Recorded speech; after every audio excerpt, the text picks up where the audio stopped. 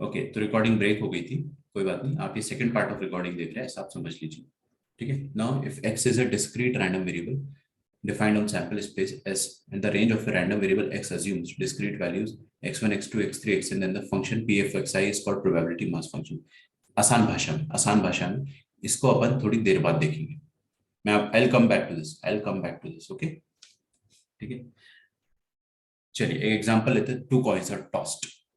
ठीक है, two coins are tossed और चार आउटकम्स यार है ना।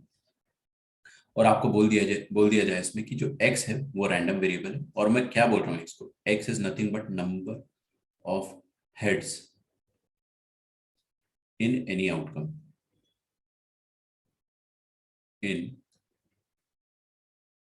एनी आउटकम, किसी भी आउटकम में जो नंबर ऑफ हेड है उसको अपन ने x बोल दिया है। तो हमने पहला आउटकम देखा एच एच, दूसरा देखा एच टी, तीसरा टी एच, चौथा टी टी। अच्छा आप मेरे को बताइए कि पहले वाले आउटकम में कितने हेड्स है?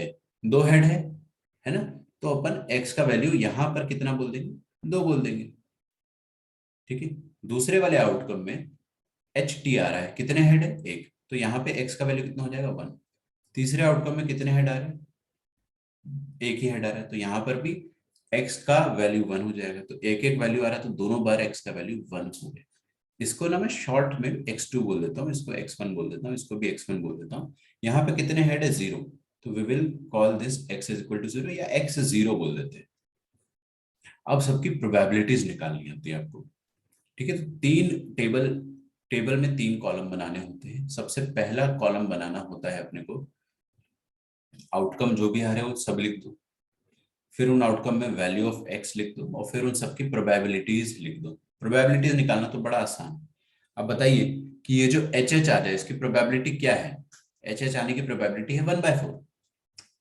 सिंपल सी बात है भाई, कि आपका आउटकम है एच एच और टोटल सैंपल स्पेस में चार इवेंट है, जैसे अपन किया करते थे, तो दैट इज 1/4। एच टी की प्रोबेबिलिटी क्या है? 1/4 अगेन। टी एच की प्रोबेबिलिटी क्या है? 1/4 अगेन। और टी टी की प्रोबेबिलिटी क्या है? 1/4 अगेन। तो क्या आप मुझे बता सकते हो कि प्रोबेबिलिटी ऑफ x2 क्या है? Probability of x2 is 1/4। तो मैंने लिखा है यहाँ पे प्रोबेबिलिटी ऑफ x2। ठीक है, दैट इज 1/4।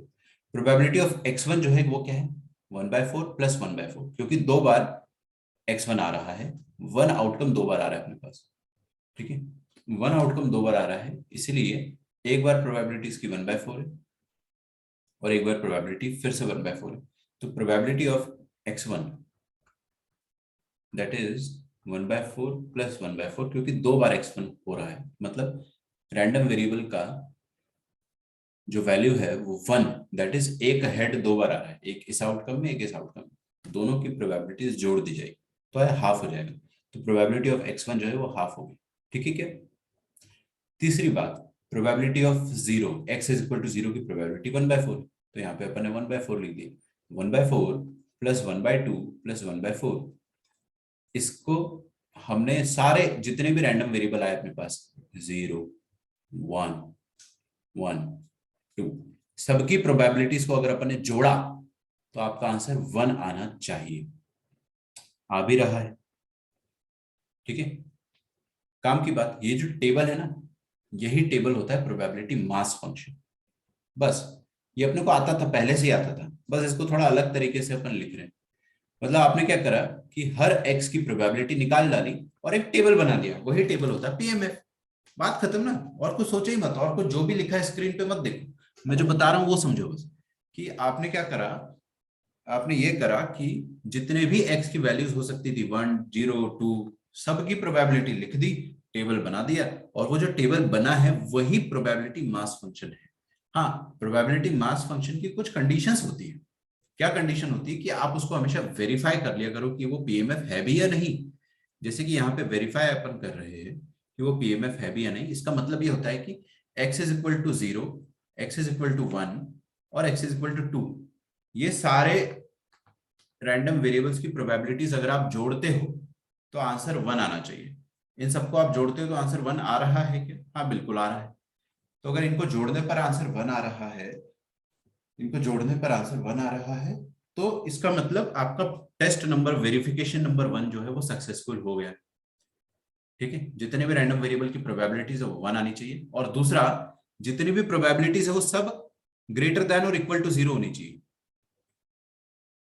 ठीक है, जितनी भी प्रोबेबिलिटीज है वो पॉजिटिव होनी चाहिए। ऑफ कोर्स जो प्रोबेबिलिटी है वो 1 से भी छोटी होनी चाहिए।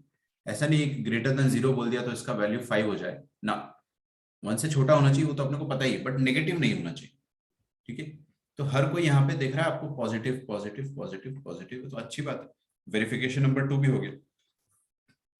तो आपको वेरिफिकेशन आता है कई बार एग्जाम में, टेबल बनाकर दे देगा और बोलेगा कि बताइए ये पीएमएफ है या नहीं, या फिर ऐसा बोल देगा कि पीएमएफ बनाइए, तो आपको टेबल ही बनाना पड़ जाएगा। ठीक है, so this is question number 1।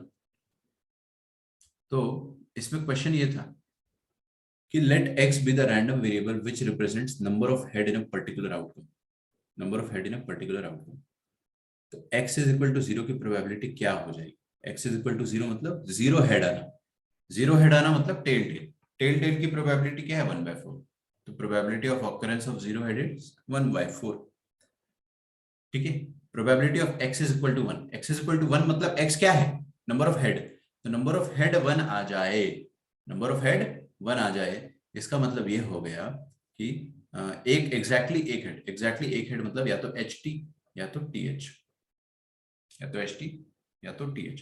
तो एच टी और टी एच की प्रोबेबिलिटी क्या है? दो आउट मतलब बेसिकली आपका फेवरेबल आउटकम 2 है और टोटल पॉसिबल आउटकम 4 है, तो आंसर हाफ आ जाएगा, खत्म। या तो आप इसको 1/4 प्लस 1/4 लिख दो, वही जो मैं ऊपर समझा रहा था वो नीचे लिखा हुआ है डिटेल में, तो आपको उसकी चिंता नहीं करनी। x इज इक्वल टू 2 देखते हैं अपन अगले में।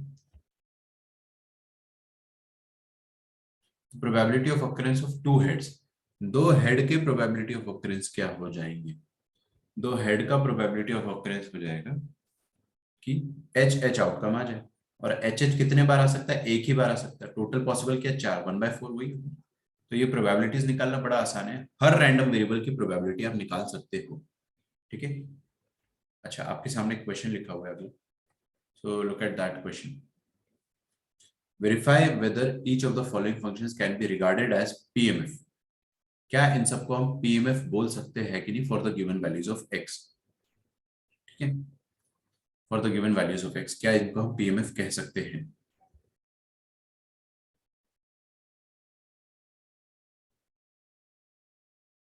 देखो, ये टेबल आपको गिवन है क्वेश्चन, एक्स का वैल्यू 0 होना, 1 होना, 2 होना, 3 होना, है ना? एक्स का वैल्यू 0, 1, 2, 3, ये होने की प्रोबेबिलिटीज दी हुई है 0.5, 0.2, 0.18 और 0.12, ऐसा कुछ दिया हुआ है। क्या ये पीएमएफ है? देखते हैं। क्या सारी प्रोबेबिलिटीज पॉजिटिव है? हाँ जी पॉजिटिव है, तो पहला वेरिफिकेशन तो अपना सक्सेसफुल हो गया। दूसरा वेरिफिकेशन, क्या सबका सब सिग्मा पी एक्स आई, सिग्मा पी एक्स आई 1 के बराबर है? देखते हैं। तो x is equal to 0, p0, p1, p2, p3, ये चारों प्रोबेबिलिटीज का सम 1 आ रहा है क्या? हाँ, 0.5 प्लस 0.2 प्लस 0.18 प्लस 0.12, ये सबके सब 1 के बराबर आ रहा है। तो दूसरा वेरिफिकेशन भी सक्सेसफुल। वेरिफिकेशन सक्सेसफुल मतलब आपके 2 नंबर पक्के। आपको 1 नंबर या 2 नंबर का एक क्वेश्चन 100% आएगा, मैं साइन करके दे दे रहा हूँ आपको। ये आपको डेफिनेटली आएगा, ये आपके स्टेट बोर्ड के पेपर में आएगा ही आएगा। एक क्वेश्चन टेबल बनाकर वेरीफाई करना है कि ये प्रोबेबिलिटी मास फंक्शन है या नहीं है। ठीक है, स्टेट बोर्ड के पेपर में आता है। नॉर्मली ये एचएससी में भी आ, सॉरी एमएससीईटी में भी आ चुका है। एमएससीईटी में एक आध दो बार आ चुका है कि आपको वेरीफाई करना होता है, और वेरीफाई करके बताना होता है कि है भी या नहीं, या फिर उसमें कोई एक वैल्यू छोड़ देता है वो, जैसे इसका वैल्यू के बोल देगा। अगर के बोल देगा तो आप के का वैल्यू निकालिए। सेकंड क्वेश्चन देखिए, सेकंड क्वेश्चन में आपको दिया हुआ है कि x इज इक्वल टू -1 की प्रोबेबिलिटी -0.2 है। ये तो बकवास हो गया ना यार, this is nonsense. Probability can not be negative, तो पहला ही वेरिफिकेशन अपना फेल हो जाता है यहाँ पे। ठीक है, so this is not a PMF. आगे चेक ही मत करो, not a probability mass function. हाँ, हालांकि सबका समेशन 1 हो रहा है, सबका समेशन 1 हो रहा है, लेकिन सबको पॉजिटिव भी तो होना चाहिए था, या 0 ग्रेटर देन इक्वल टू 0 होना चाहिए। ठीक है, अगला टेबल दिया 2468 के लिए, ये पीएमएफ है या नहीं। तो आप देखोगे सबके सब पॉजिटिव है, बिल्कुल पी ऑफ एक्स आई जो है वो पॉजिटिव है, all p of x i's are positive. क्या इनका सम जो है वो 1 के बराबर हो रहा है? करके देखोगे 0.2 0.4 कितना हो गया, 0.6 0.12 और 0.8 0.20 हो जा रहा है। 1.0 आना चाहिए आपका आंसर, वो नहीं आ रहा है। वो नहीं आ रहा है तो मतलब it is not a probability mass function. ठीक है, तो यहाँ तक आपने को समझ में आ रहा होगा कि क्या क्या होता है, बट बहुत ज्यादा आसान टॉपिक है। बस ये है कि थोड़ा डिफरेंट है बट इट्स वेरी इजी।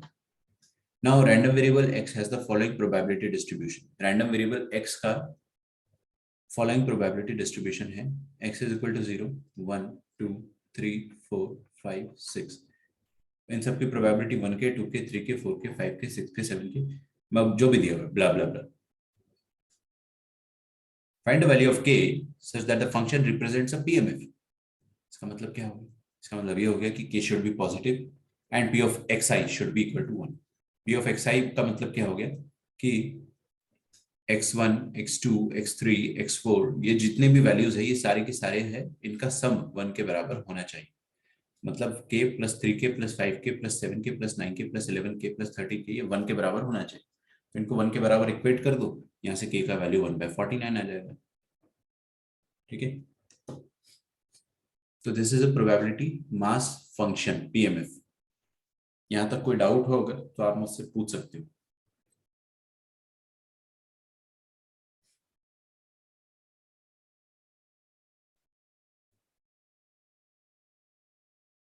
ठीक है, कुछ भी आपको अगर अपने मन से लिखना हो तो यू आर मोस्ट वेलकम, आप लिख सकते हो।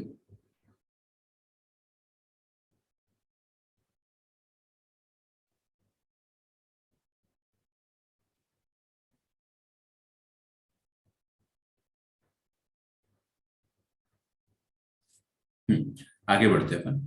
Probability distribution function PDF, CDF cumulative distribution function.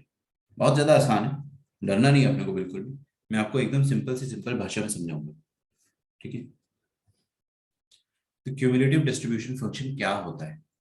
Cumulative distribution function क्या होता है देखते हैं। परिभाषा से समझ में आ जाएगा, चलो देखते हैं। The probabilities of the type p of x is less than x are called CDF. ठीक है, मतलब ये हो गया कि इन पर्टिकुलर अगर आपको ऐसा बोला जाए कि पहले तो क्या बोलता था, प्रोबेबिलिटी ऑफ निकालो x इज इक्वल टू 2 का, रैंडम वेरिएबल का वैल्यू 2 हो जाए इस बात की क्या प्रोबेबिलिटी, या रैंडम वेरिएबल का वैल्यू 3 हो जाए उस बात की क्या प्रोबेबिलिटी। अब आपको ऐसा नहीं बोलेगा वो, अब आपको बोलेगा कि प्रोबेबिलिटी निकालिए कि रैंडम वेरिएबल का वैल्यू लेस देन और इक्वल टू 3। मतलब रैंडम वेरिएबल का वैल्यू जो है उसके 3 से बराबर या छोटे होने की प्रोबेबिलिटी क्या है। तो इसका मतलब क्या हो जाएगा, 3 से बराबर या छोटा होना मतलब इसमें पी ऑफ जीरो भी आ जाएगा, रैंडम वेरिएबल जीरो हो जाए, या रैंडम वेरिएबल जो है, ऐसे लिखता हूं मैं इसको, p of x is equal to zero भी हो सकता है। और क्योंकि रैंडम वेरिएबल 3 से छोटा होना चाहिए, 3 से छोटा तो जीरो भी होता है और फिर 1 भी होता है, तो p of probability of x का वैल्यू 1 हो जाए, प्रोबेबिलिटी की एक्स का वैल्यू 2 हो जाए और प्रोबेबिलिटी की एक्स का वैल्यू 3 हो जाए। इन सब की प्रोबेबिलिटी जो है वो ऐड होने वाली है यहाँ पे, अगर आपको x is less than equal to 3 बोलता है तो। ठीक है, इसको कहते हैं अपन क्यूमुलेटिव। हमें ना 3 तक की प्रोबेबिलिटी का क्यूमुलेटिव निकाल रहे हैं। क्यूमुलेटिव मतलब क्या होता है, 0 से लेके 1 से लेके 2 से लेके 3 तक को ऐड कर देना, इसको अपन क्यूमुलेटिव कहते हैं।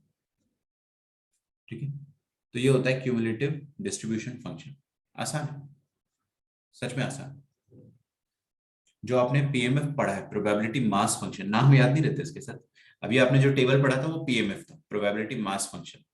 ठीक है, और अभी अपन जो पढ़ रहे हैं ना ये क्यूमुलेटिव डिस्ट्रीब्यूशन फंक्शन, मतलब कि हम एग्जैक्टली 3 पर क्या हो रहा है उस पर इंटरेस्टेड नहीं है, हम ये इंटरेस्ट दिखाना चाहते हैं कि 3 से छोटे प्रोबेबिलिटीज कौन कौन सी है। ठीक है, 3 से छोटी छोटी प्रोबेबिलिटीज कौन कौन सी है।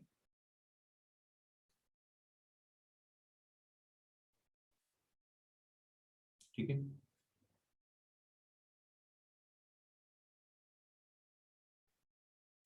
ओके, नेक्स्ट क्वेश्चन देखते हैं अपन। 3 balanced coins are tossed simultaneously. Balanced coins तीन balanced मतलब क्या होता है कि unbiased. Unbiased मतलब हेड और टेल जो है दोनों बैलेंस है, इक्वली लाइकली है.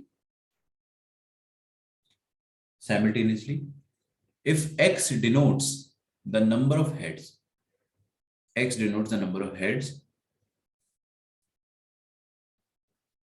then the find probability distribution of x. ठीक है, बड़ा आसान है कि x क्या है, नंबर ऑफ हेड, और 3 कॉइन को टॉस करोगे तो 2 to the power 3 आउटकम आएंगे. 4 कॉइन को टॉस करते हो तो 2 to the power 4 आउटकम्स आते हैं, है ना. तो 2 to the power 3 आउटकम्स मतलब 8 आउटकम्स आएंगे आपके पास. वो 8 आउटकम्स ये होंगे. ये सब अपने को बचपन से आता है. आपको बोल रहा है find the probability distribution of x. X क्या है, number of heads. Number of heads. अभी नंबर ऑफ हेड्स कितने हो सकते हैं, मैक्सिमम 3 हो सकते हैं और मिनिमम 0 हो सकते. 0 1 2 3 इतने हेड हो सकते हैं. सही है क्या.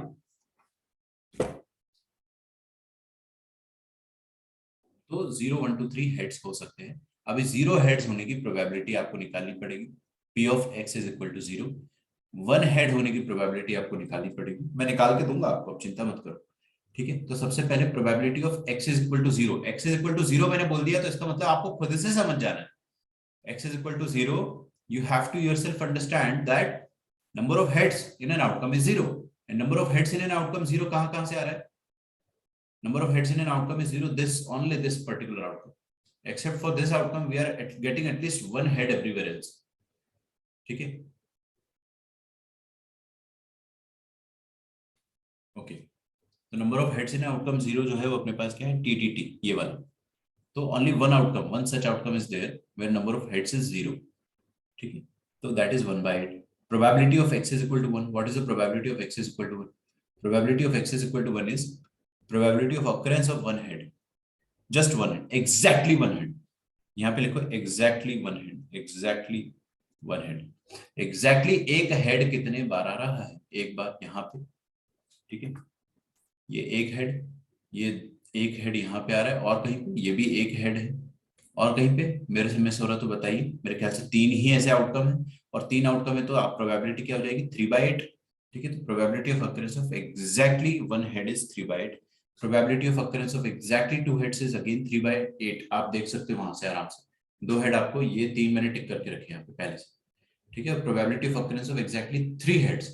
3 हेड भी एक ही बार आएगा, एच एच एच. ठीक है, तो उसकी प्रोबेबिलिटी 1/8 हो जाएगी. तो सारी प्रोबेबिलिटी, सॉरी, सारी प्रोबेबिलिटीज मैंने लिख दी है, 1/8, 3/8, 3/8 और 1/8. ठीक है, ये पीएमएफ और this is nothing, this table is PMF. आपको कभी भी कोई बोले ना पीएमएफ निकालो तो डरना नहीं है आपको. एक्स जो है आपका रैंडम वेरिएबल, वो जो वैल्यूज ले सकता है वो सारी लिख दो, 0 1 2 3, और उन सबकी प्रोबेबिलिटीज निकाल के टेबल बना दो, और वो टेबल ही पीएमएफ होता है. That table itself is a PMF.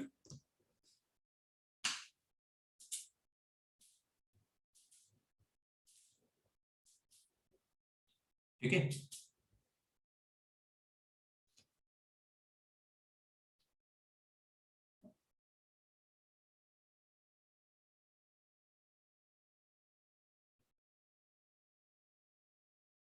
अच्छा, ये पीएमएफ बन गया. तो ये इसको अपन प्रोबेबिलिटी डिस्ट्रीब्यूशन ऑफ एक्स कह देते हैं. बस खत्म, है ना. क्यूमुलेटिव डिस्ट्रीब्यूशन अपन क्वेश्चंस देखे नहीं, अपन देखेंगे, डोंट वरी अबाउट इट. अब मैं आपको क्यूमुलेटिव डिस्ट्रीब्यूशन बता रहा हूं. मान लीजिए आपको क्वेश्चन आया, find the probability of occurrence of at least 2 head. At least 2 head का मतलब ये हो गया कि हेड जो है वो कम से कम 2 होने चाहिए. 2 से ज्यादा भी चलेंगे, मतलब एक्स का वैल्यू क्या होना चाहिए, ग्रेटर देन इक्वल टू 2 होना चाहिए. एटलीस्ट 2 का मतलब एक्स का value greater than equal to 2, right. At least 2 heads का मतलब ये हो गया. ये बहुत आसान टॉपिक है, आप बस समझते चलो, आपको लिखने की भी जरूरत फील नहीं होगी, महसूस नहीं होगी. तो probability of occurrence of at least 2 heads क्या हो गया, x is greater than equal to 2. अच्छा, दो से ज्यादा हेड कितने बार हो सकते हैं वो अपन देखते हैं. Triple H, H H T, H T H और टी एच एच, ये 4 आउटकम है जिसमें आपको probability of occurrence of number of head जो है वो 2 से ज्यादा मिल जाए. तो probability of x greater than 2 is nothing but 4 bye sample space में जितने एलिमेंट है. तो फेवरेबल आउटकम ऊपर, वही पुरानी डेफिनेशन, और टोटल पॉसिबल आउटकम नीचे, 4/8. ठीक है,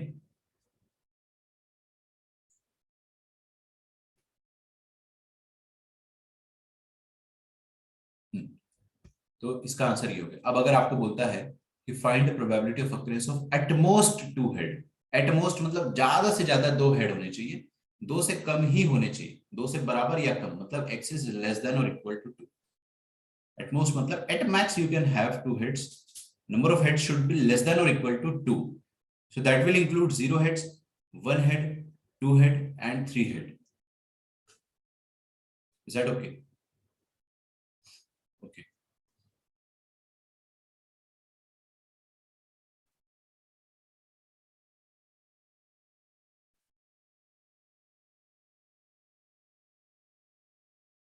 Now 0 हेड कितने बार आ सकते हैं? 0 हेड मतलब टीटीटी, ये रहा। ठीक है, तो मैं 3 हेड से स्टार्ट करता हूँ। 3 हेड, अच्छा चलो ये सारे, अरे जितने भी मैंने यहाँ पे लिखे हैं ना, 3 को छोड़ के सब कुछ, आपको 0 हेड चलेगा, आपको 1 हेड चलेगा, 2 हेड चलेगा और 3 हेड नहीं चलेगा। लेस देन इक्वल टू 3 होना चाहिए, लेस देन इक्वल टू 3 होना चाहिए, तो 0 1 2 3। अब यार आप अगर ध्यान से देखोगे तो 0 हेड मतलब टेल टेल टेल ये रहा, 2 हेड्स मतलब 2 बार हेड, ये T H H, H T H और एच एच टी। 3 हेड्स, अब 1 हेड मतलब ये 1 हेड, ये 1 हेड और ये 1 हेड, ये सारे पॉसिबिलिटीज लिख दी। तो बेसिकली ट्रिपल एच छोड़ के अपन ने सब कुछ लिख डाला है, मतलब 7 आउटकम्स है, ऐसे 7 आउटकम्स है। तो p of x less than equal to 2 की प्रोबेबिलिटी क्या हो जाएगी? 7/8। इसको कहते हैं अपन क्यूमुलेटिव डिस्ट्रीब्यूशन फंक्शन। मतलब जब भी आपको बोला जाए less than equal to 2, greater than equal to 2 या less than equal to 1, greater than equal to 1, ये जो लेस देन और ग्रेटर देन वाला इनइक्वालिटी का साइन यूज किया जाता है ना, इनइक्वालिटी का साइन जो यूज किया जाता है वो क्यूमुलेटिव डिस्ट्रीब्यूशन फंक्शन को डिफाइन करने के लिए किया जाता है। अब आपको एक ही टेबल में पीएमएफ भी बनाना है और सीडीएफ भी बनाना है और आपका सिलेबस खत्म हो जाएगा। आपने पीएमएफ बनाया और आपने सीडीएफ बनाया, आपका सिलेबस खत्म हो जाएगा। ठीक है, मैं बताता हूं कैसे बनाते हैं। देखो भाई, सबसे पहले तो पीएमएफ बनाते मुझे आता है, मैं ऊपर ही बना चुका हूं। ये पीएमएफ था। सारे रैंडम वेरिएबल की प्रोबेबिलिटीज लिख देना, ये आपको बोर्ड एग्जाम में सीबीएसई में भी पूछा जा रहा है। सीबीएसई में है ही, है ना, इतना पार्ट तो है ही, बस आगे वाला डिलीटेड है।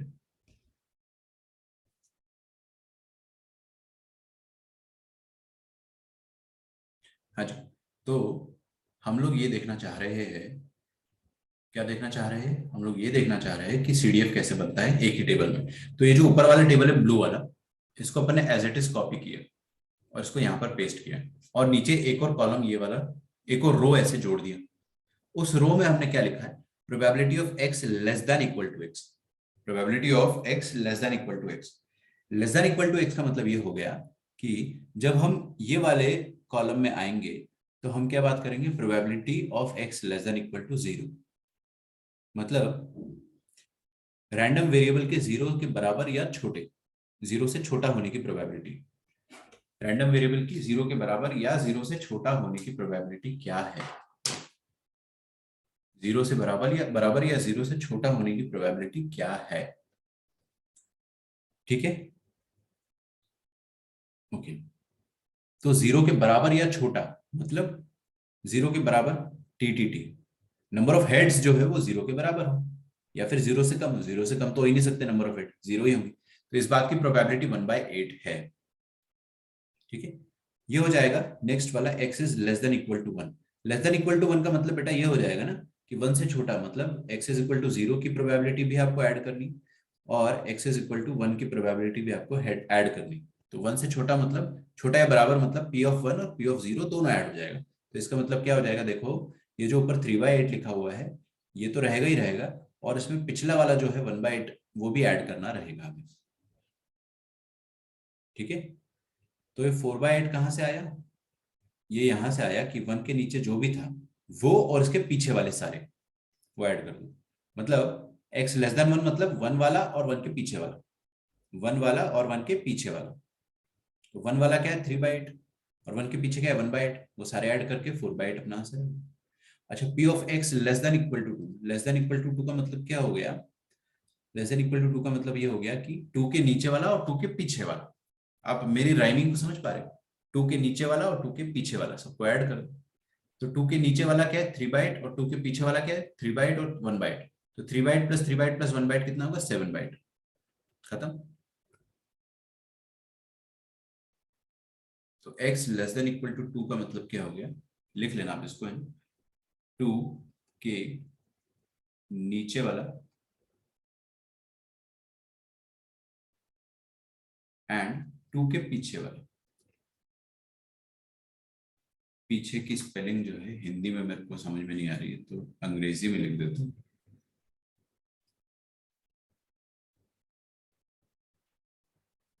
क्लियर है क्या आप लोगों को? अच्छा, अब ये x less than equal to 3 का मतलब क्या हो गया, x less than equal to 3 का मतलब ये हो गया कि 3 के नीचे वाला और 3 के पीछे वाला। तो 3 के नीचे क्या है 1/8 और 3 के पीछे क्या है ये सारे, सबको ऐड कर दो। अच्छा, सबको ऐड करोगे तो लास्ट वैल्यू तो 1 आना ही आना। लास्ट वैल्यू तो, हाँ ये मिटाऊंगा नहीं, पीडीएफ भेजते वक्त ये मैं मिटाऊंगा नहीं, बिल्कुल नहीं मिटाऊंगा, आप बस लिखते चले जाइए। ठीक है, तो आप अगर चाहो तो इसको लिख भी सकते हो, you can write it yourself. ठीक है, less than equal to 3 less than equal to 2 लिख सकते हो आप।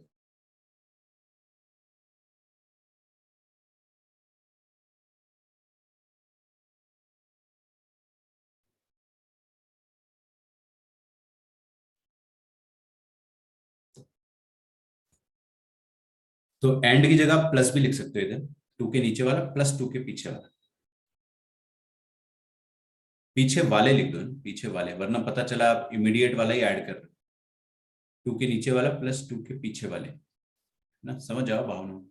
तो ये जो ये लास्ट टेबल बना ना, ये वाला जो है this is cumulative distribution function. और जो दूसरा वाला टेबल है that is probability mass function. तीसरा वाला सीडीएफ है, पहला वाला पीएमएफ। आई मेरी बात समझ में आपको? क्या आपको पीएमएफ और सीडीएफ बनाते आया? हाँ, कोई बहुत बड़ा काम नहीं है यार, बस नाम दे दिया है।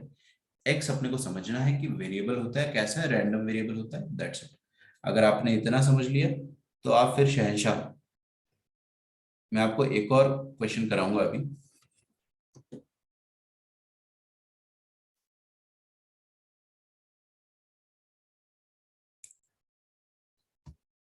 चलिए, ये वाला क्वेश्चन आप खुद से अगर ट्राई करना चाहेंगे तो I will be very very happy. Now this question is a random variable x has probability distribution such that, ये टेबल है, दिस इज द टेबल, आपको ये क्वेश्चन सॉल्व करना है। और मैं आप लोगों पे इतना ज्यादा ट्रस्ट करता हूँ कि आप लोग ये वाला क्वेश्चन जो है 2 मिनट के अंदर कर डालो। ठीक है, करके देखो।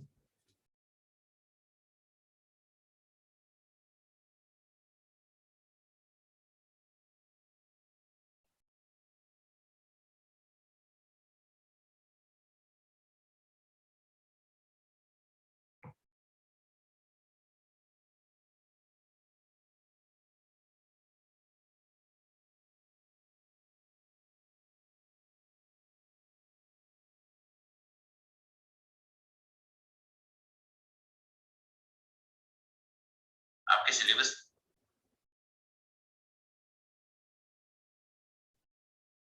हाँ जी, कोशिश करते हैं इसको अपन सॉल्व करने की।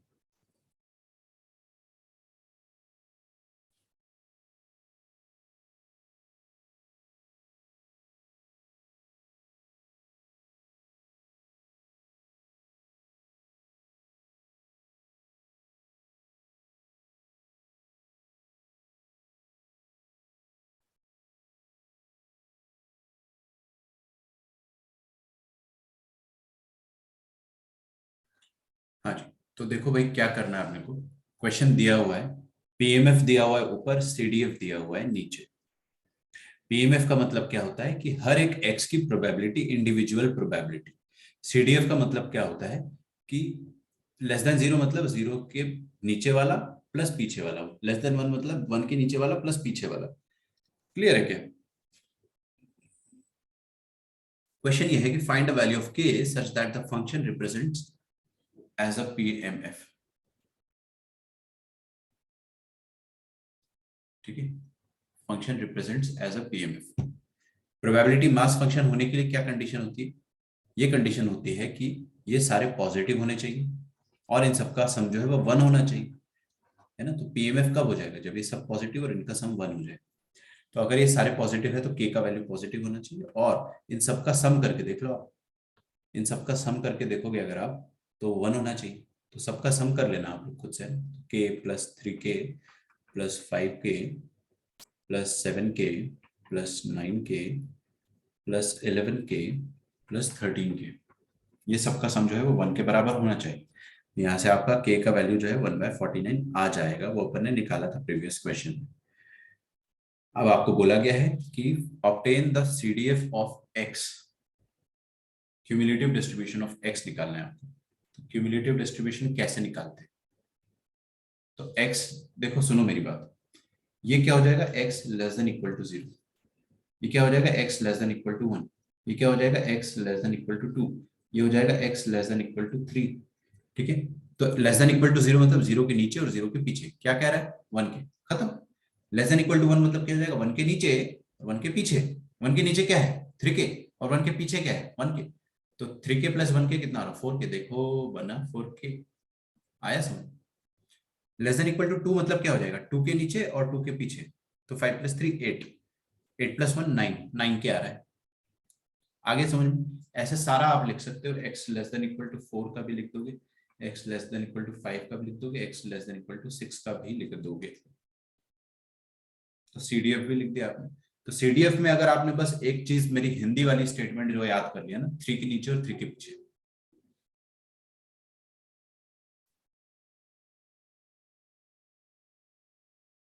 तो आपका काम हो जाएगा। ठीक है, तो ये x less than equal to 1, आप x less than equal to 2, less than equal to 3 आपको बोर्ड एग्जाम में आएगा मोस्टली, है ना। CT में इतना नहीं पूछता है वो, हाँ पूछ सकता है, लेकिन ऐसे बोल देगा कि probability of x less than equal to 3, this is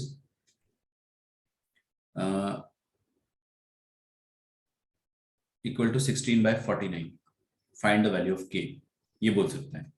तो आप निकालोगे कि लेस देन इक्वल टू 3 मतलब क्या हो जाएगा 16k, ऐसे 3 के नीचे और 3 के पीछे, तो 3 के नीचे 7 और 3 के पीछे ये सारे, इन सबको ऐड करो, तो सबको ऐड करोगे तो 16k आएगा, और वो 16k जो आएगा वो आ जाएगा इसके बराबर। ठीक है, 1/49, वहां से आप निकाल दोगे 16k इज इक्वल टू 16/49, तो k का वैल्यू 1/49, ऐसे भी निकाला जा सकता है। तो कैसे भी करके आपको क्वेश्चन पूछा जा सकता है। देखिए एक और क्वेश्चन है इसमें कि find probability of x less than और ग्रेटर देन 0 और लेस देन 4, 0 से बड़ा और 1 से छोटा, 0 से बड़ा मतलब यहाँ बराबर नहीं दिया और 4 के बराबर नहीं दिया हो। ठीक है, तो इसका मतलब हो जाएगा 1 2 3, तो p of 1 p of 2 p of 3 को ऐड करना, खत्म। तो जितने भी क्वेश्चन है सब बकवास है, मैं बता रहा हूँ, सब वेरी इजी टॉपिक। ठीक है, सबसे लास्ट टॉपिक है ये, मैं आज पढ़ा ही देता हूँ क्योंकि आपका सिलेबस खत्म हो जाएगा, और 5 मिनट में मैं आपको छोड़ भी दूंगा, ये इतना आसान है। ठीक है, 5 मिनट में आपको छोड़ दूंगा, फिर आप अपना क्विज दीजिए, मॉड्यूल पूरा प्रोबेबिलिटी का सॉल्व करना स्टार्ट कर दीजिए। ठीक है, चलिए।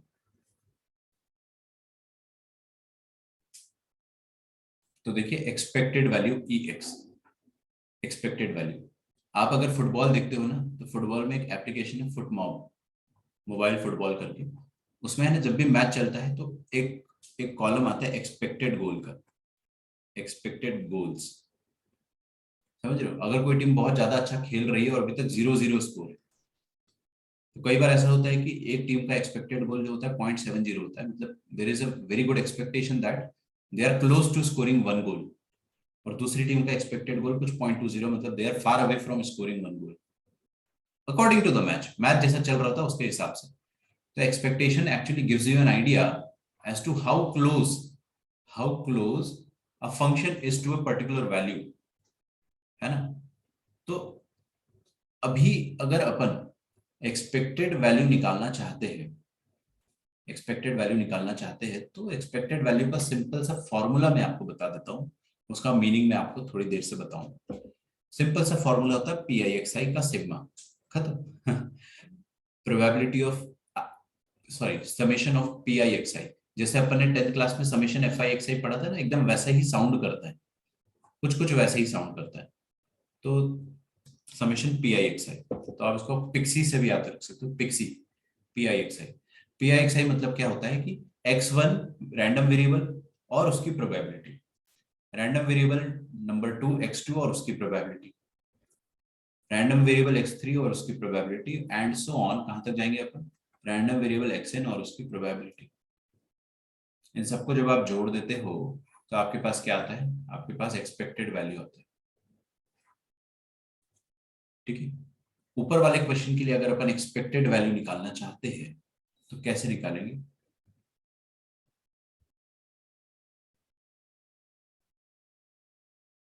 जस्ट मिनट की, हाँ ये देखो इधर, इन सबको आपको मल्टीप्लाई करना है, देखो 0 × k, क्योंकि x इज इक्वल टू 0 है और ये x इज इक्वल टू 0 के होने की प्रोबेबिलिटी है, ये x इज इक्वल टू 1 है और x इज इक्वल टू 1 के होने की प्रोबेबिलिटी है, x इज इक्वल टू 2 है, x इज इक्वल टू 2 के होने की प्रोबेबिलिटी। तो क्या हो जाएगा, इनका मल्टीप्लीकेशन प्लस इनका मल्टीप्लीकेशन, 2 × 3 के, 1 × 3 के, फिर 2 × 5 के, 3 × 7 के, और सबको जोड़ दो, सबको जोड़ दोगे तो आपके पास एक्सपेक्टेड वैल्यू ऑफ x आ जाएगी। क्या ये बहुत मुश्किल है? नहीं। क्या इसको अपन भूल सकते हैं? हाँ बिल्कुल, मैं आपको पढ़ाऊंगा, आप 2 दिन के बाद भूल जाओगे, तो उसके लिए क्या करना, रिवाइज कर लेना एक बार। ठीक है, वैसे भी आपको बोर्ड तक याद रखना है, क्योंकि उसके बियॉन्ड मेरे को लगता नहीं पूछा जाएगा कहीं पे। लास्ट होता है वेरिएंस एंड स्टैंडर्ड डिविएशन। तो पहले मैं आपको समझाता हूँ वेरिएंस क्या होता है, उसका एक फॉर्मूला होता है, ये थोड़ा सा मुश्किल है बट फिर भी अपन इसको समझते हैं। वेरिएंस होता है जो एक्सपेक्टेड वैल्यू उसको अपन ई ऑफ एक्स से रिप्रेजेंट करते हैं, ई ऑफ एक्स। ठीक है, तो ई ऑफ एक्स मतलब क्या है कि expectation of x, this is nothing but expectation of x. कहने का मतलब ये है कि जब आप सिक्का उछालते हो तो कौन से रैंडम वेरिएबल के ज्यादा आने की एक्सपेक्टेशन, समझ रहे हो, जैसे आपने सिक्का उछाला और आपके पास डबल हेड आया, डबल टेल आया, तो यहां पर हम लोग जैसे देख रहे थे, तो ये डबल हेड डबल टेल, ये ट्रिपल हेड ट्रिपल टेल, ये इसमें से सबसे ज्यादा एक्सपेक्टेशन कौन से रैंडम वेरिएबल के आने की। मान लो आपका एक्सपेक्टेड वैल्यू जो आता है वो आ जाता है 1.7, तो इसका मतलब क्या हो गया कि आपका जो भी रैंडम वेरिएबल होगा ना वो 1.7 के नजदीक होगा, दैट इज 2। तो मतलब एक्सपेक्टेड वैल्यू जो है वो 2 के आने की ज्यादा है, अगर ये आंसर आता है तो। समझ में आ रहा है कि 2 हेड आ जाए इसकी चांसेस ज्यादा है, इसकी एक्सपेक्टेशन ज्यादा है। ठीक है, इसका बहुत बड़ा एप्लीकेशन है फ्यूचर में, रियल लाइफ में। अगर आप प्रोबेबिलिटी के, जैसे बहुत सारे लोग हैं, मेरा एक बहुत क्लोज फ्रेंड है, ठीक है, उसको मैं वीडियो शेयर भी करूंगा, उसको 12th क्लास में प्रोबेबिलिटी नहीं आती थी। ठीक है, उसको 12th क्लास में प्रोबेबिलिटी नहीं आती थी एंड राइट नाउ जिस कंपनी में वो काम कर रहा है, he is a risk analyst, and probability उसमें पूरी उसको एक तरीके से यूज करनी ही करनी है। तो ये वो सेइंग कि मैं प्रोबेबिलिटी से भाग रहा था and now I am working for a company, जो मेरी जॉब है वही प्रोबेबिलिटी बेस्ड। तो that was his statement. Expectation वगैरह ये सब जो है ये कहीं पे भी आ सकता है ना, तो थोड़ा बहुत अपने को नॉलेज होना चाहिए, और जो डिटेल में पढ़ना होता है वो अपन फ्यूचर में पढ़ ही लेंगे। अभी अपने को सिर्फ इतना पढ़ना है कि एक्सपेक्टेशन का फॉर्मूला है पिक्सी, समेशन पी आई एक्स है, और स्टैंडर्ड वेरिएंस, सॉरी वेरिएंस का फॉर्मूला जो है वेरिएंस ऑफ एक्स। पहले तो वेरिएंस क्या होता है, variance of a discrete random variable represents the spread और वेरिएबिलिटी ऑफ द डिस्ट्रीब्यूशन। ठीक है, कितना फैला हुआ फंक्शन है ना, कितना फैला हुआ फंक्शन है, वो वेरिएंस अपने को बताता है कि कहां तक इसकी पहुंच है। ज्यादा डिटेल में देखने के लिए अपन पहले एक फॉर्मूला देखते हैं, इसका क्या होता है, ई of x square minus E of x का होल स्क्वायर। इसका मतलब क्या हुआ, ये तो अपन निकाल चुके अभी अभी, एक्सपेक्टेशन ऑफ एक्स पिक्सी, ये तो क्या है, समेशन पी आई एक्स है, और ये ई ऑफ एक्स स्क्वायर क्या होता है, ई ऑफ एक्स स्क्वायर ऐसा होता है कि आप पहले क्या करो, x का जो टेबल बना हुआ था और px का जो टेबल बना हुआ था उसमें एक और रो ऐड करो। ये लास्ट टॉपिक खत्म हो जाएगा, आपका चैप्टर ही खत्म है, ये लास्ट टॉपिक है, देख लो पीडीएफ खत्म हो गई। ठीक है, this is the last topic, अगला वाला पूरा पेज खाली है। एक पेज में हमेशा छोड़ता हूँ चैप्टर खत्म होने के बाद, हैबिट है, एज ए टीचर भी एज ए स्टूडेंट, तो 2 पेज छोड़नी चाहिए वैसे तो। हाँ जी, तो एक और आप कॉलम रो बनाओगे जिसमें एक्स स्क्वायर लिखोगे, मतलब जब एक्स का वैल्यू 0 होगा तो एक्स स्क्वायर का वैल्यू 0 स्क्वायर होगा, जब एक्स का वैल्यू 1 होगा तो एक्स स्क्वायर का वैल्यू 1 होगा। जब एक्स का वैल्यू 2 होगा तो एक्स स्क्वायर का वैल्यू 4 होगा, एक्स का वैल्यू 3 होगा तो एक्स स्क्वायर का वैल्यू 9 होगा। फिर आपको क्या करना है, आपको एक्सपेक्टेशन ऑफ एक्स स्क्वायर निकालना है। देखो एक्सपेक्टेशन ऑफ एक्स निकालना बड़ा आसान। कैसे? आप ये 0 इंटू के, 1 इंटू 3 के, 2 इंटू 5 के, 3 इंटू 7 की ये मल्टीप्लाई कर दो, सिग्मा पी आई एक्स आई से हो गया। लेकिन एक्सपेक्टेशन ऑफ एक्स स्क्वायर निकालना थोड़ा मुश्किल है, क्योंकि इसके लिए आपको एक कॉलम ऐड, रो ऐड करना पड़ता है। रो ऐड कर दिया फिर आसान है।